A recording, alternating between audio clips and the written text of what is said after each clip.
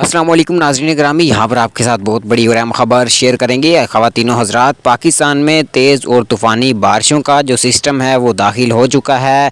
महकमा मौसमियात की ताज़ा तरीन रिपोर्ट और अपडेट आ चुकी है। आइए आज की इस वीडियो में हम आपको बताते हैं महकमा मौसमियात की ताज़ा तरीन रिपोर्ट।